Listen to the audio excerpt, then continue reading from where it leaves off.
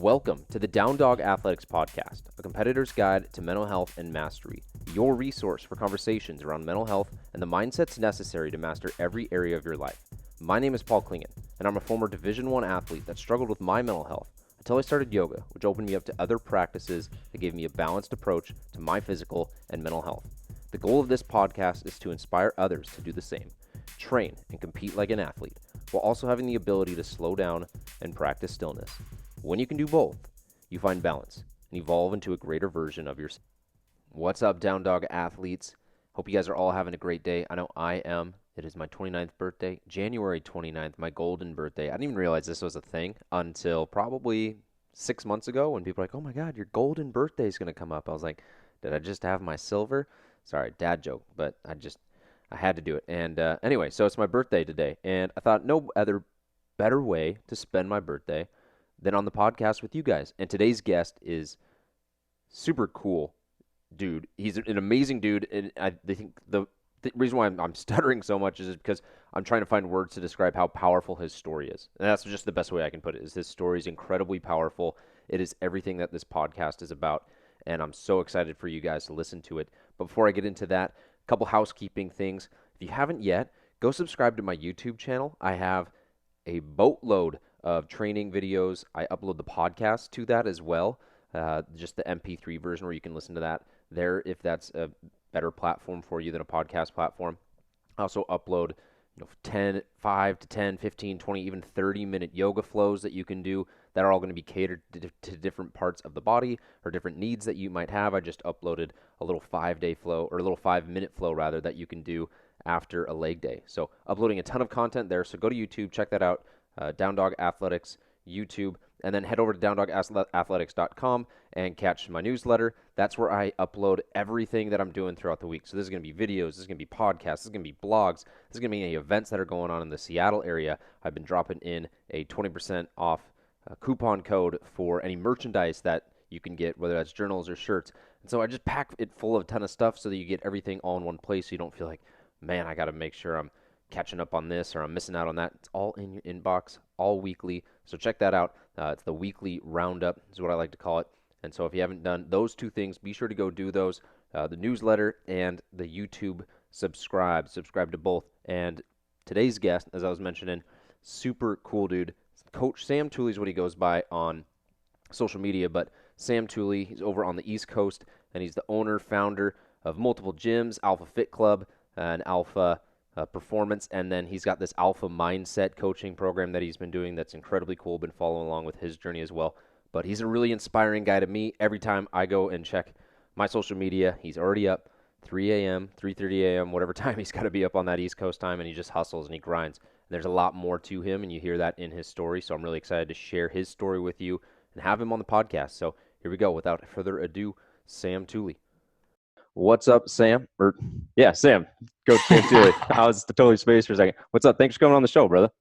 Absolutely, dude. Happy to do it. And is today your birthday? Today's my birthday. Yeah, 29, golden birthday. Awesome. Well, happy birthday.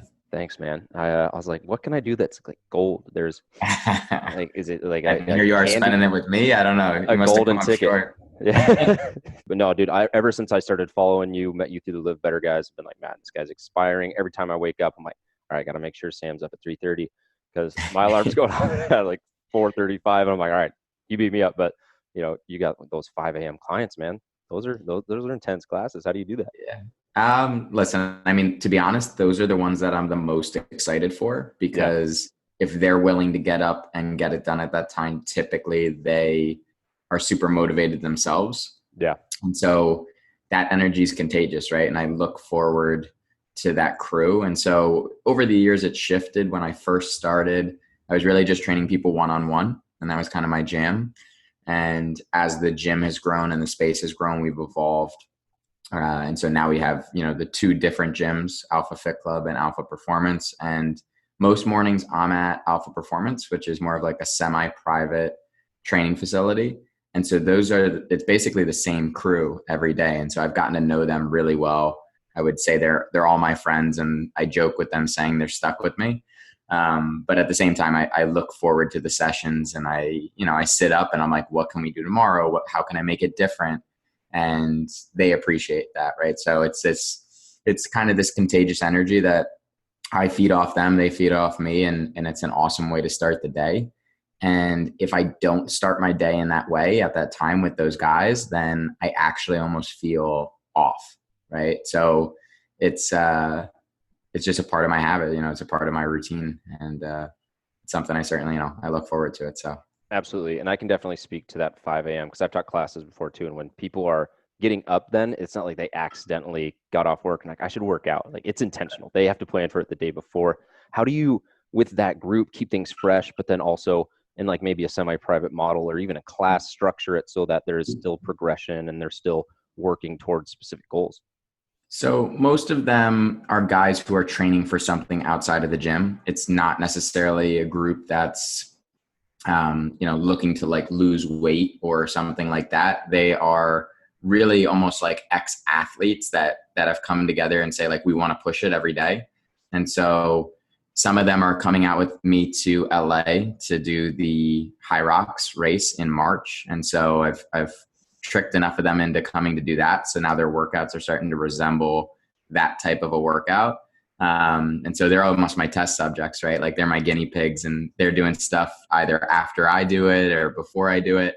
At the same time too, when you're consistent with something and you can see a client time, week after week, the same days, the same times, you can really structure a program that's progressive and it lends itself to weeks prior and weeks coming up.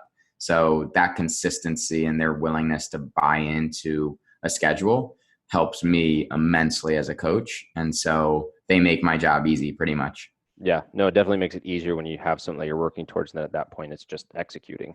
You spoke to the Hyrox world, just getting back from being in Chicago.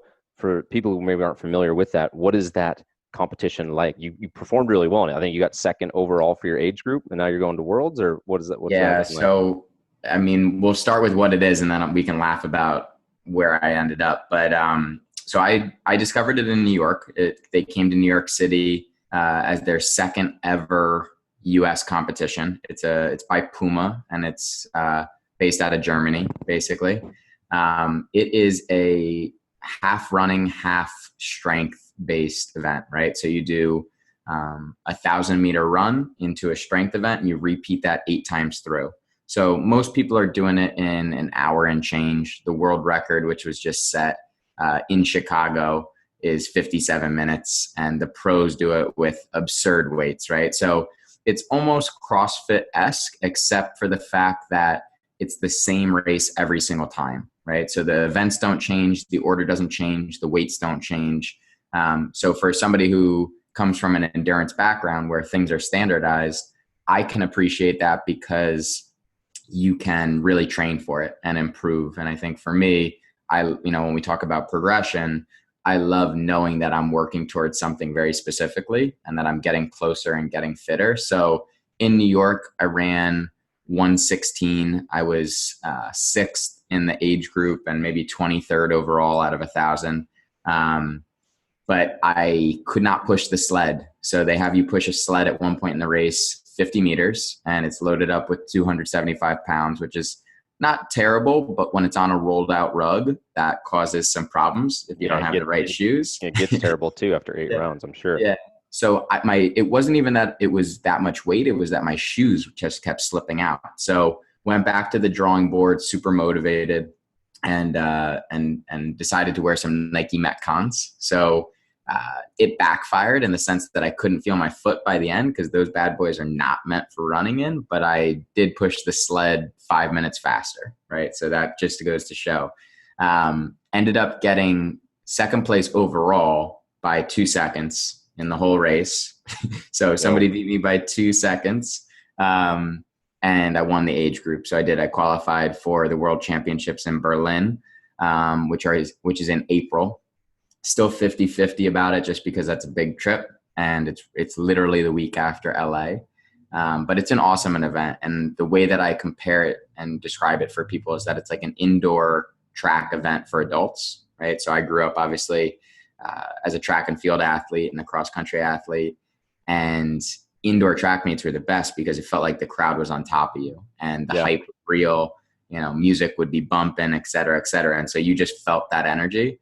very similar to that, where it's like that there's a crowd and you don't want to look bad in front of a crowd no matter what. So it's fun, and it's a real test of overall fitness in my mind, because if you can run, you have a huge advantage, and then you've got to be strong. You can't have a weak area or you're going to get blasted. Yeah. What would you say your weak area was, or like the next area that you're really focused on developing? So they actually have you pull the sled as well, right? They attach a rope to that. And because I'm 145 pounds, I don't have a lot of mass behind me to anchor into the ground. So that was a bitch. Yeah. I was just kind of like shaking my head, and it was actually 2 minutes slower in Chicago than I was in New York. Um, so I just got to get stronger. I got to put some meat on these bones. You know, I can run for days, but you got to be able to move some weight and move it quickly. So just overall strength. I want to try and put on 5 pounds of muscle in the next 2 months, and really just, you go into these races, if you're not familiar with the event, you can hold back sometimes in fear of maybe falling short early. I think I've just got to, throw it up and say, like, let's see what happens, right? And really go from the gun if I want to do something special. So that's Yeah. go into it with no fear and get a little bit stronger. 100%. So what's your daily routine going to look like, not only just from training, but from recovery, nutrition, to put on 5 pounds of muscle? Because 5 pounds of lean muscle is tough. And someone who's as fit as you, like, are you going to have to be in a bit of a surplus, or are you going to be just kind of like sitting at maintenance, but keeping, certain like recovery metrics high? Yeah, no, I definitely need to be in a surplus. I think, and I'm sure you can attest to it, being really busy and having clients all day, our training becomes the backseat to most of our work, right? It's when we can fit it in, it's how we can fit it in, et cetera. So the nice part about this event is that the training sessions don't need to be anything of crazy duration. You can get a quality session in 30 to 40 minutes and walk away feeling like you improved.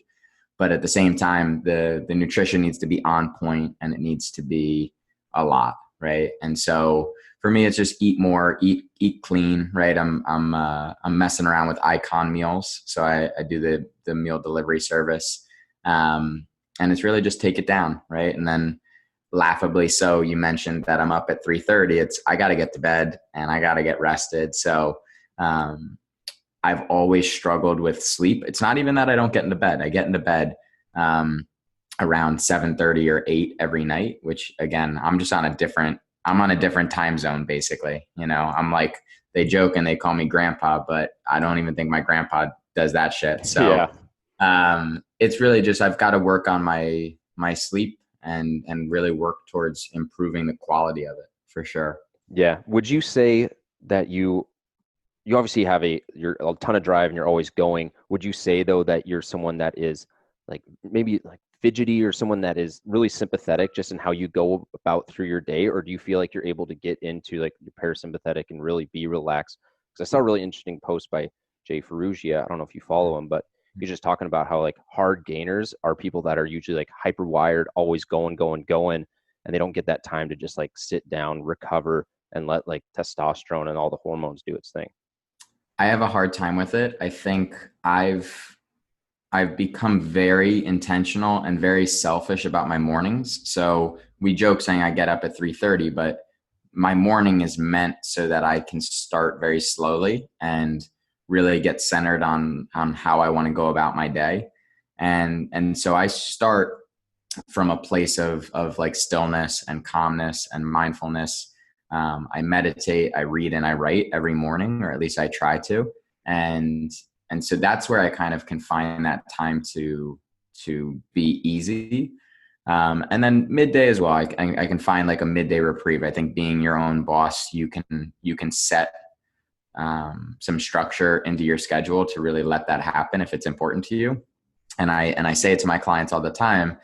It's that, if something's important to you, you're going to find time for it. And if I'm going to be at my best for them and for the businesses and all of that, I have to find time for myself to wind down and do all those things that I know are necessary to reach the goals that I've now set for myself as well. So easier said than done, because there's always something on the to-do list that you're looking at out of the corner of your eye and you're like, should I go do that or should I sit? But I've gotten to the point where I've lived the other way, where it was go, go, go, every hour of the day.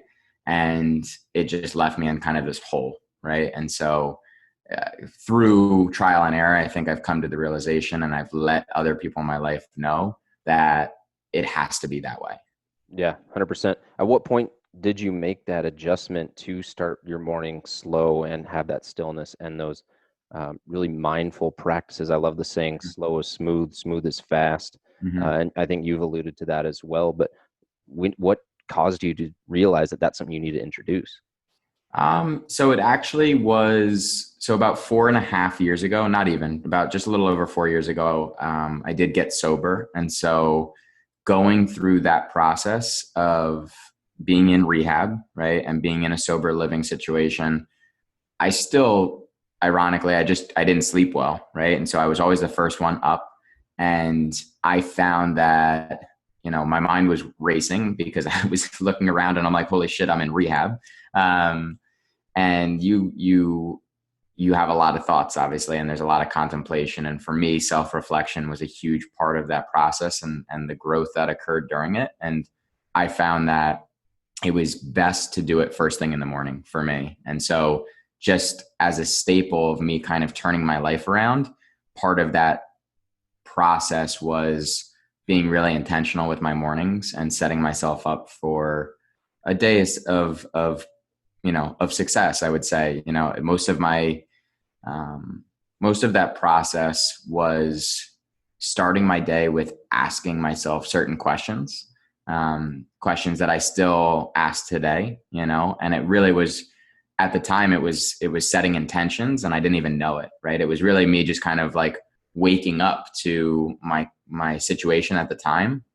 And through what they taught us there, right, about kind of like turning a corner and recognizing that we had a choice, right? For me, that was like the big aha of getting sober, was like, you have a choice of what happens from here on out.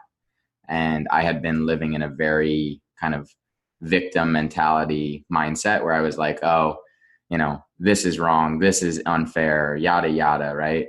So I made the conscious choice right there that like that was going to be part of my morning routine. And because it just continued to kind of help me have some momentum in progress outside of that, I was like, all right, this is important. And I felt good, right? Like when something clicks and it feels good, it makes it a hell of a lot easier to make it a routine and a habit. Absolutely. What role would you say for you, and just in working with other people, things like rock bottom play, and maybe just the idea of the yin and the yang, and how extreme darkness also illuminates it, like the brightest light, and having those moments, or maybe not shying away from those moments of like really feeling that pain, because that's what's going to motivate you to get out of it and then excel beyond that wall that maybe you couldn't break through. It's a good question. It's funny you say that too. I have a quote on my chest that talks about like the light beyond darkness, right? And kind of living into that. And, I've hit a few different rock bottoms. I describe, so the story of me getting sober, right? It was completely unexpected. As as a high school kid, I partied, like I had a good time, and that's what it was for me. Drinking and quite frankly, doing drugs, like, was fun, right? I was having a good time with my buddies. Addiction ran really deep within my family. And so, for me, luckily in high school, I had a really great outlet, which was running, right? And I found that by mistake as well. I kind of sucked at every sport, but I was fast. And so, found the track team, and it was explained to me really simply. It was like, listen, if you work your ass off at this, you're going to improve and you're going to get better. And so that to me was fair, and fairness was something that I felt like I was missing in my life. So I was all in and ended up being a state champion and one of the fastest runners in the state, and school history and all that good stuff. When I went off to college though, and I quit running, I was over it. I had kind of burnt out from really diving in high school. That outlet was removed, and freedom of time and whatever I wanted to do was introduced to me. And that that quickly, I didn't have the discipline that I needed to have in terms of self-control. Right. And so, I always had an out. People always gave me an excuse to do whatever it was I wanted, because I did have kind of a shitty home life, and addiction was in my family and people knew it. It was it was unfortunately very open. Right. And so by the time I was a junior, man, I was kicked out of college. Like I was just, and that wasn't even the rock bottom of it. To be honest with you, the rock bottom was that I couldn't articulate what was going on in my head. So I legit felt like I was losing my mind. I would drive home from school. I went to Fairfield University up in Connecticut, really wealthy school. Everybody there had money. I was pretending like I had money. Um, I I would drive home from school and I would just cry, and I'd be like, I feel so messed up. I feel so off. And this was coming from somebody who in high school, I felt like my superpower was that I could become friends with anybody. And like whatever I set my mind to, I was like, I can do that. Right. And I did. Like I said, I'm going to win a state championship. I was like a moderate runner and I ended up doing it. Right. And so I went from a place, where we talk about like, and jokingly, right, peaking in high school. Like I kind of did at that point. I was like, yo, like you are not that person anymore. But I couldn't articulate it. I couldn't explain it to anybody. And I just felt so lost and hopeless. Right. And I think quite frankly, the lowest point, or at least one of the most hard memories that I have in my head, was I stayed, graduation night of college. All my buddies and I stayed up for like 24 hours, wasted, trying to have a good time, etc. And I just had like this pit of sadness in me because I knew that, quite frankly, I just had let myself down. I had let my family down. And the next morning, my family came up. We sat in the stands together, and I watched my 14 closest friends walk across the stage and go hug their families. And here I am, blasted out of my mind, taking a shot of vodka every time somebody walks across the stage. And I just felt like a loser, right? And I felt like hopeless. I was like, I'm internally destroyed, externally a failure. And here I am, like sitting here just drinking away my sorrows, and I can't do anything about it. And I remember sitting on the beach later that day, crying to my mom and saying, I'm such a loser. And I just kept repeating it. And like that image is in my head forever. And that was a rock bottom, man. And yet it didn't stop me, right? That wasn't the culminating point. And so, time goes on. I was working at a dump as a garbage man. I was living in an unfinished basement where I had to buy a tent so that spiders wouldn't come down on me while I slept. And that was my 5th year, right? So we talk about like super seniors and the guys who like are still hanging around college. That was me, except then that was like my living circumstance, right? So a pretty ugly picture painted. Circumstance happened, and I found myself at a rehab facility visiting somebody super close to me. And I heard a girl share her story. I had no interest in being there that weekend. And yet I went and wanted to support, this person. And this girl got up, she shared her story, and it was literally like she was inside my head, right? So she was sharing her story, articulating what I could not articulate for that entire time. And I just stood up and I went outside, and I had to like calm myself down, and very not in line with what I was doing at the time. I went back in, I pulled her aside, and I was like, am I freaking out? And she's like, I said, is this real? Is this me? Do I have a problem? And she's like, if you leave here, it will be the biggest mistake of your life. And so here I am, and I'm 23 years old, not actually in rehab, but there, and kind of put, this decision's put on my plate. And it's like, are you going to check yourself into rehab and address what you now know is your problem? Or are you going to run the other way like you always do?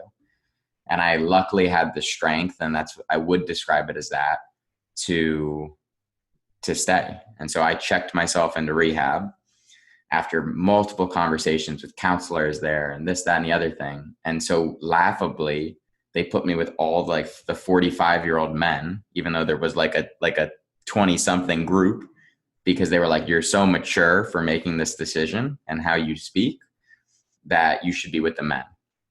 And I did not look the part. I stuck out like a sore thumb. I was a 23-year-old skinny little white dude from Fairfield University, amongst these guys who had basically lived their lives in and out of rehab. And that was the turning point. Legitimately, that was the turning point that kind of set me on this course to, I guess you could say, reclaiming who I was, or who I always believed myself to be. But it was some dark shit before then, like very much suicidal. And I'm just really, I'm lucky that in one brief moment I found strength that it was there, right? But I had very much lost it for a long time, and was able to turn it around.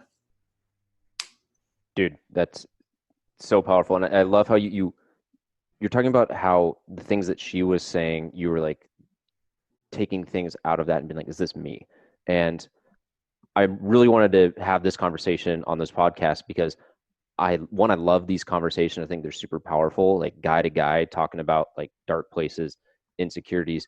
But I remember living in Portland and being in my car and crying and being like, I can't figure out what I'm doing wrong. And I didn't go to rehab, but I just remember having so many insecurities and trying to fill them with being like the life of the party, or dating a bunch of women, or, how fit could I look, or how fit could I be?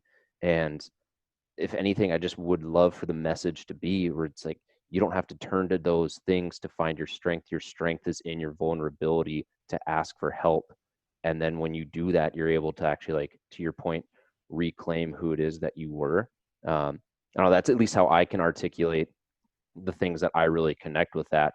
And I know that there's so much more to your story, but I just, again, want to emphasize, like, anyone listening to this that's resonating with even 5% of it, take the time to figure out why it is that you're hurting, and then talk to people about it, and then realize that opening up and exposing yourself is a sign of strength, to your point. Without a doubt. And I think, when you talk about asking for help, I was so mortified to let people know that I didn't feel like myself,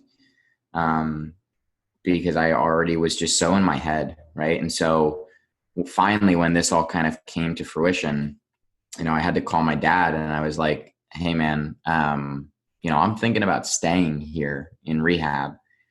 And I don't want to say that he was hurt, but I think he was just so upset that he had not been able to help me prior to this, because here I was, his oldest son, really struggling in a real way, clearly. And there had been instances where kind of the depth of my despair had shown itself, but not to the extent where anybody was like, yo, Sam needs help, right? I was very high functioning. I had, gotten a Division I scholarship. I had started a company while at school. I was still, even when I was kicked out of college, which very few people knew, I weaseled my way back in and was still on track to eventually graduate. So from external viewpoint, it was like I still kind of had it together. I was just your normal shithead college kid, right? So I think it really hurt the people closest to me that I wasn't willing to let them in on this, because all they want to do is help, right? Just like we would for anybody else.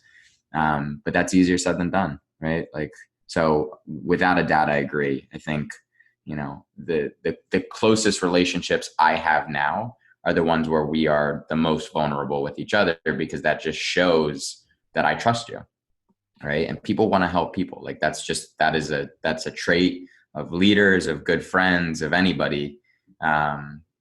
We want to help, but I think you just have to trust that you've surrounded yourself with the right people that are going to do exactly that. And sometimes, dude, I think this was also a lesson for me, is that when you do open up and some people are not there to help anymore, that's revealing too, right? That kind of shows you what the foundation of that relationship is. I lost friends when I stopped drinking, right? Because the foundation of our relationship was exactly what you said. Like I was the fun guy and the guy who was, there was always a story the next morning about what I did the night before. And, the knot in my stomach didn't matter to anybody else. It was like, did they get to see what I did? Right. And so I think that's a blessing in disguise as well there. For sure. And it's such a hard line because of our culture to know when someone is being a shithead college kid or just a shithead or someone that is out of control and somebody who's like crying out for help. And being able to, whether you're on the side of crying out for help or noticing that someone might be, I just would again love to highlight, it's okay to ask or to tell. Man, super powerful. And I want to get to now, like, when did the alpha mindset and the turnaround happen? Was it already there, or is this something that was born out of this? And I want to piggyback off that with another question. And we recently lost Kobe, and everyone likes to talk about Mamba mentality. And so when I think of what you do with alpha mindset and that, I'm like guessing it's pretty similar.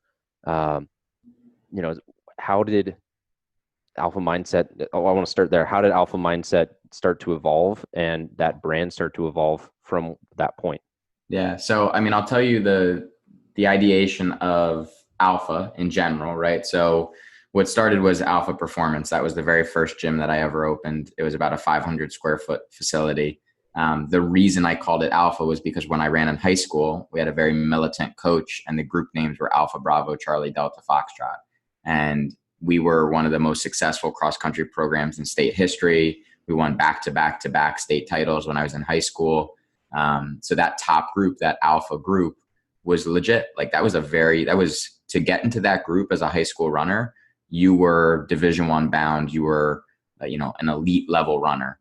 But what it took, right, to get into that group was being consistent, showing up every day, working your ass off. And like, those are the cornerstones of kind of being an alpha to me, is somebody who shows up day in, day out, helps lift up the group, right? There's so many things that I could talk about that make someone an alpha to me, but a lot of it goes into like being a good teammate, right? Like showing up on days you don't feel like showing up, pushing and giving your best, like cliche things that we know are true, but when things are cliche, it typically means that exactly that, right? That they're true. So that was where alpha itself came from.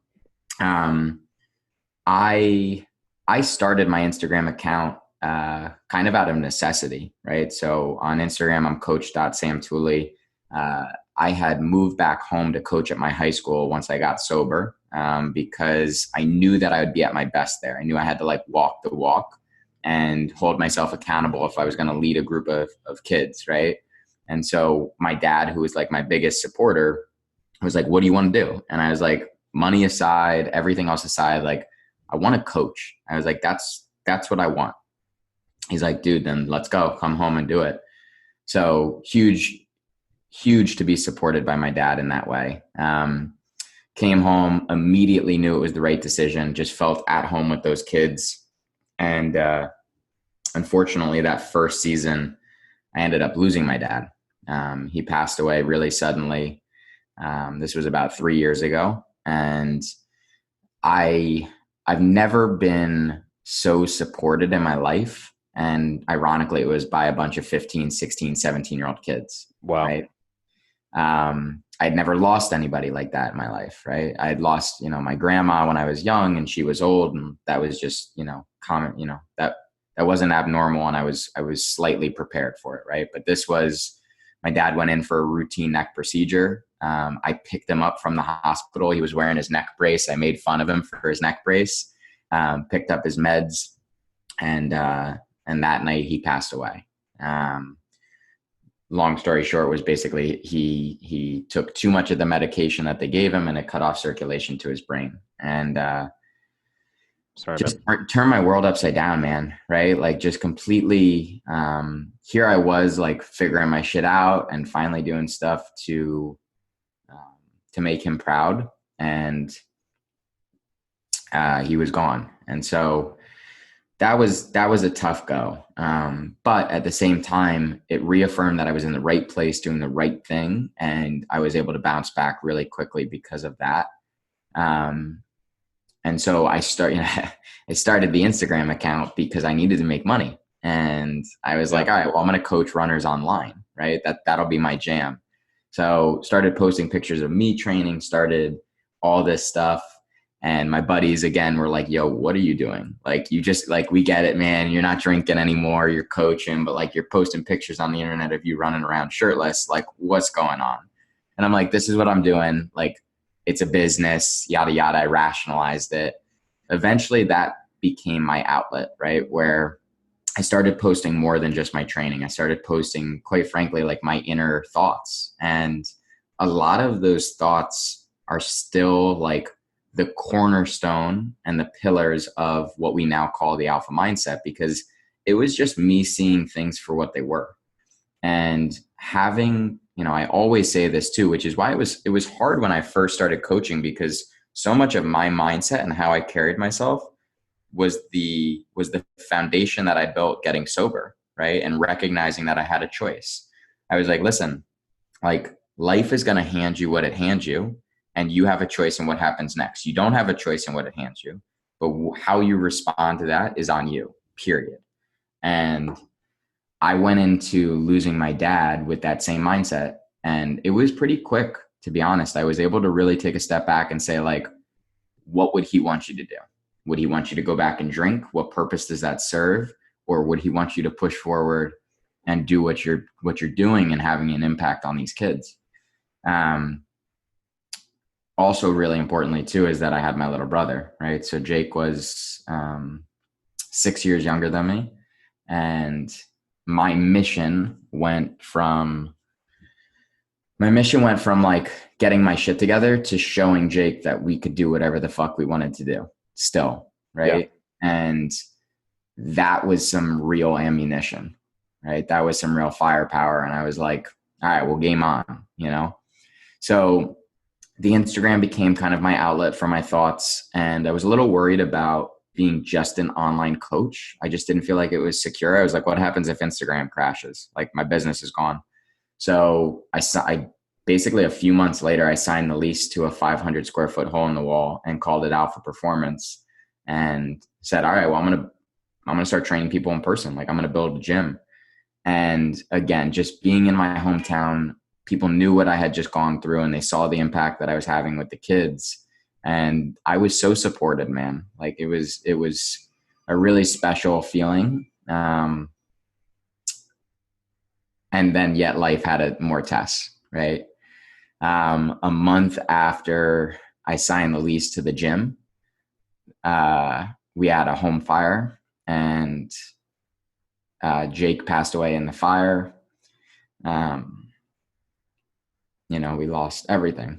And so, you brought up Kobe and people's response to it, right? Where unfortunately sometimes like the tragedy and trauma of others reminds us what's really important. And unfortunately, it was my tragedy and trauma that reminded not only myself, but everybody in our town, like, what matters most. Right. Yeah. And again, like, a lot of these kids I was coaching were Jake's age. So Jake was going to be a sophomore in college, and these kids all went to high school with him, like some of them pretty good buddies with him. And yet,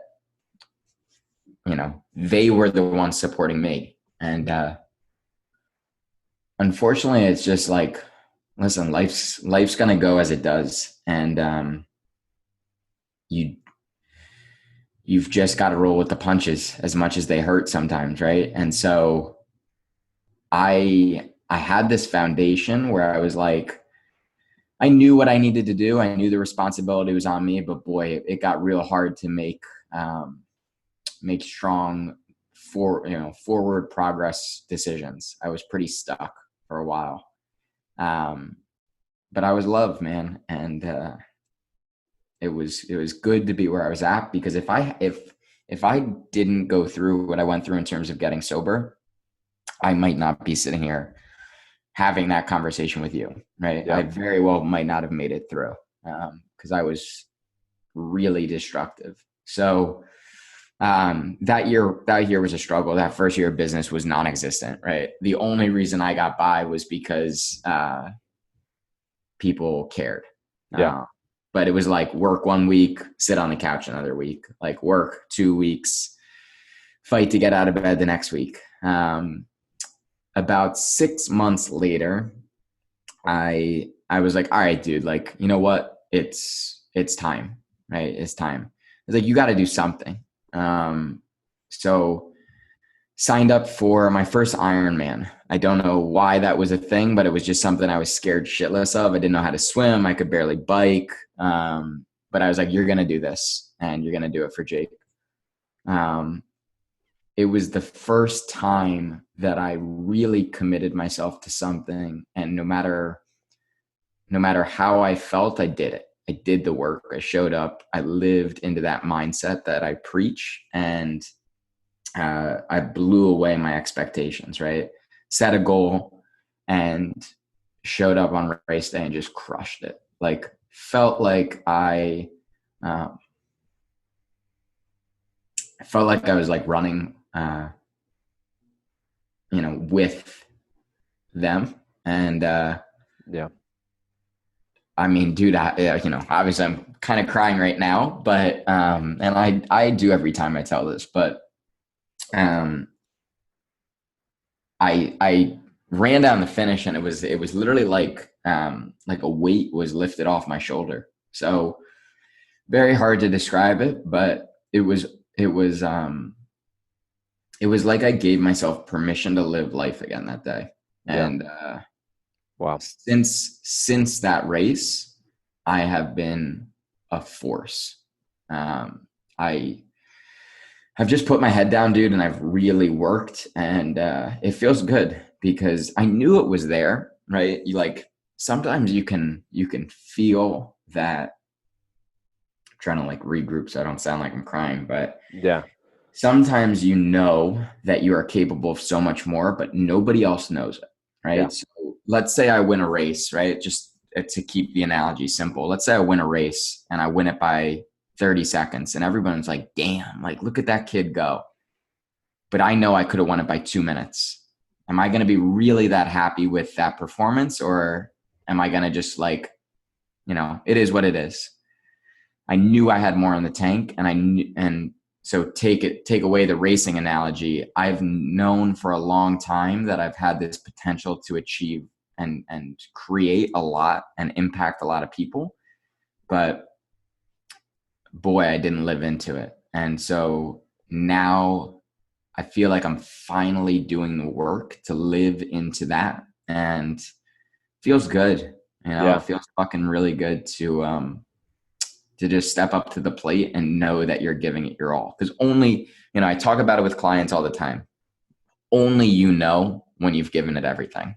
Yeah. I can look, and I think my weird superpower now is that I can watch people do things, and I know, right? Yeah. I have like this sixth sense for like, yo, I know you have more. Like, you might be making a face like you're dying, but like you're acting, like you're faking it. And so, kids I coach at the track, they can't BS me. My clients can't BS me. And this is more than just fitness. This is more than just racing.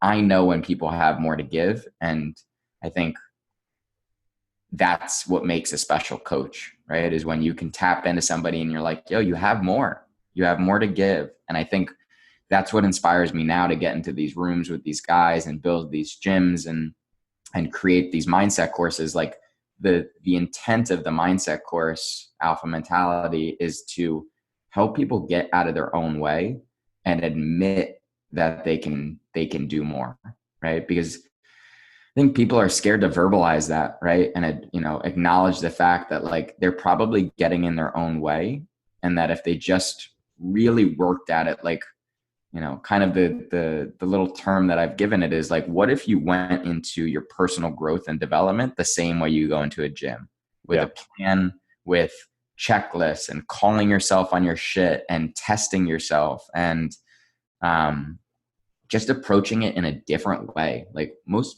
people don't do that, man. They go through the motions and that's it. They go through the motions and then they look back 10 years later and they're like, man, I haven't really progressed. I'm kind of doing the same shit I've always done. And I want to help them do more than that. Right. And Yeah. like, quite frankly, it fires me up way more than the gym does. Because I've just lived it, right? Like there's so much more to life than fitness. And as somebody who owns gyms, it might be ironic to say that, but like for me, it's just the outlet, right? It's just like the catalyst to get people where they're going and to recognize their potential.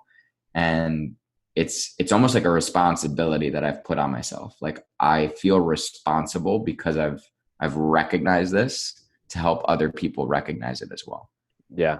Well, dude, I'll just say your capacity to lead, and I love how you talk about leadership, because you're literally like pulling people behind you rather than being like, go do this. And it's inspiring. Everything you've said. Like I'm a little choked up as well. Yeah, Can't see it because I I got a I hat was on. trying to regroup, but it kind of just kept coming. But like even in the last couple of days, again, bringing back to Kobe thing, and the idea that people don't give themselves permission to believe that they can do more or want to be the best is one that even I find myself being like, all right, yeah, I want to like do that. Like I want to make this much, or I want to have this many clients, or I want to have this fitness goal. And it's like, why don't I ask myself, or why don't we ask ourselves like, no, I want to like be the next, Phil Knight. I want to be the next, 24 or whatever it is like the best of the best is. And I think I see this a lot with athletes and I see it a lot with myself where athletes get really frustrated when they subconsciously know that there's a delta between where they are and what they're capable of. And maybe it happened, I'm sure it happens in every aspect of life, maybe like musicians or real estate people or whoever. But that to what you're talking about and like applying that alpha mentality is where it's not a matter of like what people see. It's a matter of you knowing and having that like I know that I did everything that I could to get to where it is that I'm capable of. As long as you can say that, the results don't matter. It's cliche. So you talk about it's like focus on the process. The results don't matter. Like I played baseball, and so the big one was like people want hits, but would you rather hit a flub over the first baseman's head or a laser at the center fielder? And it's like I'd rather hit a laser at the center fielder and hit 250 than hit 300 and hit like bunt singles because I'm getting jammed every single time. I think that's the big thing for people to one give themselves permission to ask more of themselves and believe that they can. But then at that point, they also either through coaching and accountability or their own will and determination to be honest with themselves when they're not getting to that work ethic level. And I think too, I mean, so I'll even like dive into what we've covered in the mindset course halfway through, right? I'm 4 weeks into the very initial kickoff of this. And in week one, we get clear on the excuses that people make time and time again and how they rationalize them. Week two, we define literally who we are at our best and work to remind ourselves to live into it right now. Week three, we decide what type of energy we want to bring into every single day and every single conversation that we have. And then week four is literally, and this is my massive whiteboard, if you can see it behind me, it's like 7 feet wide. Great. Week four is literally recognizing that every single day we get to do X, Y, and Z versus having to do anything, right? So every day is an opportunity rather than an obligation. And so this whole process, this whole like mindset coaching course is really, again, it's helping people recognize that it's on them, that they have the responsibility. It's no one else's responsibility to make sure they get from point A to point B. And if that's their goal or whatever, like it's their responsibility. And then that they have a choice every single day, whether or not they attack it or they make excuses and kind of go through the motions. And so that's just been my biggest takeaway, man. And it's easier said than done, right? Like I go through this every day, right? This whole mindset course is really just the questions and principles I have to ask myself. And I think that most people would benefit from asking themselves.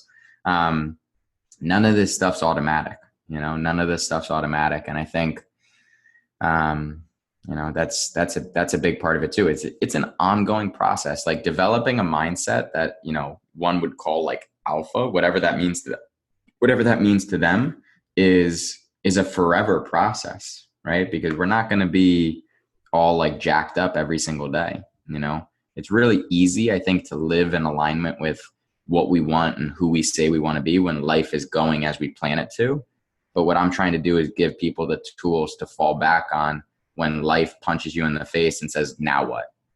Right? Because that's when you need to have like this stronghold on your mindset. And again, it's amazing to see in 4 weeks how people hop on the phone with me and describe their feeling, and that fills me up. And they're doing the work, no one else is doing it for them. They're doing the work, and they've just made a decision that they're ready and willing to do it. Because a lot of times what I'm recognizing too, and I've seen it first in sports and now in this, is people say they want one thing, but then when it comes down to doing the work, they're like, never mind. Like, I might think that I want that, but I know I'm not willing to do the work to get it. Yeah. Right? So I think to your point where you say like, oh, I want to, why are we not striving to be Phil Knight? Why are we not striving to be the very best? Right. It's because we know deep down that we're not really going to do the work to get there. Right. Yeah. And you got to want it, right? When you set those goals, whatever the goal is, you got to want to do the work to get to that goal. Yeah. Well, it's really easy. It's really easy for people to say, yes, I want to be at X, but what they don't realize is you have to say no to 99 other things and create boundaries. And that's the one that, I catch myself seeing, I see clients seeing, where it's like, I want this, but I don't want to say no to Saturday night. I want this, but I don't want to say no to going to bed at 8. And what I love about the mindset and why I love having this podcast be about mind stuff is you talk about fitness being one aspect of your life, but if you can take the same exact mindset principles to that and just overlay it onto your relationships, overlay it onto your career, overlay it onto your spiritual health, all the same principles are the same. What excuses are you making with your significant others? What excuses are you making at work? And then you can just go through that exact same 8-week loop in everything. But at the same time, you got to sweep the floor every single day. I used to think like maybe it's how I grew up or watching athletes where it's like once you hit some level, like you anchor there. It's like a video game and you just save. And it's like, all right, I'm just going to like load that level where I was at like level 70. I'll be fine. I'll be able to go back to it. But you'll regress. And I tried and think of physical health and mental health as a spectrum where the pinnacle of physical health is winning the Ironman, and then there's 300 pounds overweight. And then there's the mental health where it's like alpha mindset. Every day you're dialed in. And then on the other side, like you have really bad anxiety and depression. And same way you go to a physical therapist, you go to a mental therapist to work things out so that you can get back on track. Dude, like the stuff you share fires me up. And I think like everything that you're doing is so inspiring to me. And one last thing I'll just say too is I saw a quote by Kobe. It's kind of just the theme of today, but he was talking about championships and MVPs. Those will fade, but inspiring generations is really what lasts. And, you're doing that. And I think that's super cool. I appreciate it. Yeah. Legacy is really important. I have a foundation in my brother and my dad's memory. It's a nonprofit called the Tooley Legacy Foundation. And I talk about, even the gyms, like if you can have things that live on past you, right, that represent who you are, whether people know it or not, that's what fires me up, right? So we did a 5K in my brother's memory called the Night of Lights 5K. We lit up the park with first responder vehicles. We had a band come out and perform. Like my vision for that, as I stood in front of this crowd of 1,000 people, right, was that in 50 years, I'm 75 years old, and I'm shooting the gun to a race that we started 5 decades ago in my brother's memory that maybe most of those people don't know, but his memory will live on through that event and things like that. And so that's at my core. And I think that for people who, aspire to be leaders and things like that, like Kobe himself, like, dude, that's a crazy thing for the world to stop, right? To stop and, mourn your loss, but celebrate who you were as a person and what you brought to the table every single day. Like, that's a special thing. And, again, you never want reminders of how precious life is to be at the sacrifice of other people. And Yeah. that's certainly been the case over the last week with anybody I talk to. Yeah. Well, and I when talk you to. talk about your father and you talk about your brother, their their story and their legacy is able to live on, whether it's through the 5K or through you talking about them and remembering them. A question just selfishly, do you enjoy talking about them and being able to talk about who they were and, remember them? Or I think a lot of people get this like, oh, I can't ask them about it. It's going to be tough. Because I got Sure. other people in my life where they're like, no, ask me about it. Ask Yeah. me about these people. Um, is it like that for you? I I enjoy talking about them. I mean, again, it's because of what it's led to, right? And it's because of the power of the perspective that I have now because of what I've gone through. So we we always say, like, it's how do I say it? It's it's very hard in the moment to understand why something's happened, right? Eventually, we recognize why things have come to be as they are. And you could ask me a year after my dad passed or a year after Jake passed, and I would not have been able to tell you, any good reason why it happened. Not one. Even if you said to me, like, oh, you felt how much you were loved by the community, I'd be like, dude, like, enough. That doesn't do this justice. But the the the power of the perspective that I have now and the hope and goal that I can use it to change a lot, right? And inspire a lot of people is the only positive that's come from it. And so if sharing their story and what's happened can wake somebody up to the reality of life and the preciousness of it and empower them to go do X, Y, and Z, then amazing, right? And so sharing their story is an amazing remembrance of who they are and what they've done for me. And hopefully the end outcome of me getting through it as I have will inspire other people to go do some big shit. And Yeah. so that's worth it, right? Talking about it is maybe not something I enjoy, but it's absolutely worth it. Yeah, That's definitely. probably a better way to phrase it. Yeah. And I think how you're taking it and being a vessel and creating so many ripples is going to make a change in so many other people's lives. You got to remember too, like, how old are you? 20, 27. 27, right? So I just turned 29. So I'm like, damn, Yeah. man, jealous. But you got 90 more years, man. If you look Yeah. at The Rock, he's what, 51? Like, you're going to be shredded until you're probably 60, running I hope so. Hyrox world till, I hope yeah, so. who knows how long. Man, we've talked about a lot of heavy stuff. I want to go over like 5 kind of like personality questions and then have you kind of share like what is that you're excited about for 2020 and where people can find you. But like favorite album, favorite band. Whew, that's tough, man. I'm so bad with music that it's like I just like throw on some jams and we go. 5 a.m. last class 5 of the year. What are we playing? I've been bumping a lot of Drake, and the older guys are still kind of scratching their head about him, but we just vibe with it. So I You would didn't. say we'll throw back some jam from some Drake early morning. Yeah. Okay. Favorite food. Favorite food. I want to open a restaurant called Buffs, and I want it to be only buffalo sauce food. So anything from buffalo chicken wraps to buffalo chicken meatballs to maybe a little buffalo sauce on some pizza. Buffalo sauce. Yeah, I like that. With just Buffs. you as the logo, Buffs. With Yeah. you as the logo, flexing. Boom. Yep, There exactly. you go. Okay. Favorite movie. Favorite movie. Um, These are tough, dude. These are the hardest questions you've Oh asked me. man. Yeah. You Got Served. You know that movie? Oh yeah. They break dance. Yeah. Shit's so Are good, you a dude. dancer? No, You wish you no. were? Yeah, of course, dude. Of You watch those course. movies? Oh my gosh, It- that's the best soundtrack. So when you talk about music, the soundtrack to You Got Served gets okay. played almost every Saturday. Okay. Got it. Cool. I love that. I Annie th- up, those Annie kind up. of movies where people are dancing or Yeah.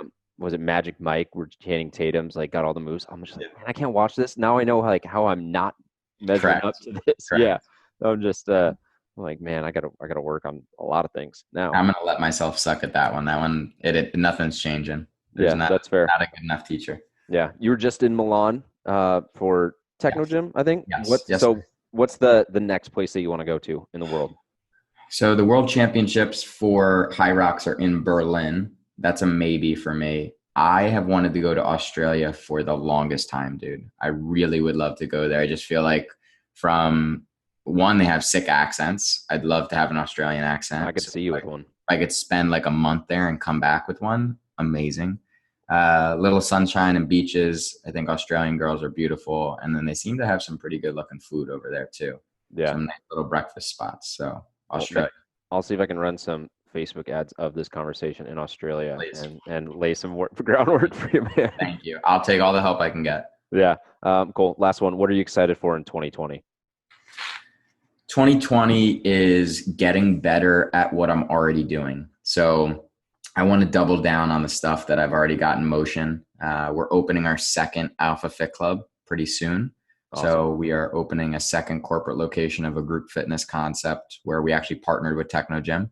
I just had my first Olympic qualifier in the marathon. So I want to just I want to start coaching higher level athletes if I can, because I think I've started to prove myself on that level.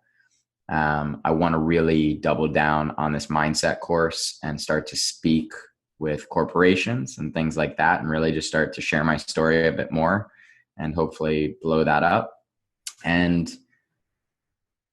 just want to be locked in. I want to live into what I'm preaching to other people and really just be dialed in and feel like I'm operating at a high level and enjoying it too. Right. I think it's when you have a lot of pots on the stove, it's really easy to just go and not take a step back and say like, wow, we're doing this. And I think recognizing that, I always say, people who are high achieving are also really harsh on themselves more often than not.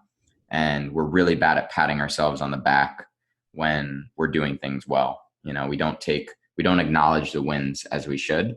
And I would like to acknowledge wins on a daily basis going into 2020 and just say like, you know what, man, like you're doing it. You're doing it. Yeah. So that's the goal for the year, is to enjoy it and keep pressing forward. Yeah, dude. 100% doing it. And love talking to you, man. I can't wait to meet you in person. I think it's going to be sick. I'm gonna make my way out to you. That'll be one of my trips. Cool. Seattle. Love it, man. All right. Well, you have an awesome rest of your day, rest of your week. Thanks for coming on, brother. You got it, bud. Boom. Really powerful stuff today with Sam.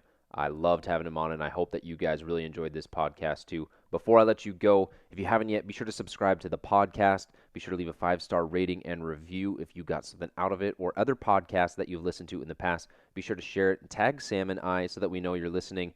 And really just want to thank you guys for spending the last hour with me, and hope to catch you guys next time on the Down Dog Athletics Podcast.